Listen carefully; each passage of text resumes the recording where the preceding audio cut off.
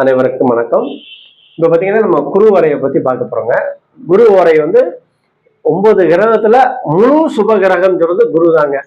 அப்படின்னு சொல்லும்போது குரு உரையில அனைத்து சுப காரியங்களும் செய்யலாம், சிறப்பாக இருக்கும். அதாவது மெயின் பார்த்தீங்கன்னா கல்வி சார்ந்தது நல்லா இருக்குங்க. பிள்ளைகளுக்கு இந்த நேரத்தில் குரு ஓரையில் வந்து ஃபீஸ் கட்டுறது, ஸ்கூலில் சேர்க்கறது, காலேஜ் சேர்க்கறது, இந்த இதெல்லாம் சிறப்பாக கொடுக்கும்.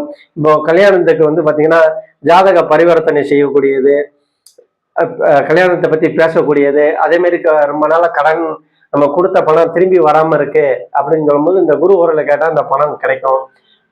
பேங்க் சம்பந்தமான லோனுக்கு போறீங்க, குரு உரையில் போறீங்கன்னா லோனு ஈஸியாக கிடைக்கும். இந்த மாதிரி பணம் சம்மந்தப்பட்டது, திருமணம் சம்மந்தப்பட்டது, இது எல்லாத்துக்குமே வந்து சுமூகமா முடியக்கூடியது. அதே மாதிரி ரொம்ப நாள் ஒரு குடும்பத்துல பிரச்சனையா இருக்கு, சண்டையா இருக்குன்னு பாத்தீங்கன்னா இந்த குரு உரையில போய் அவங்ககிட்ட சமாதானம் பேசுறதுக்கு சாதகமா அமையும்.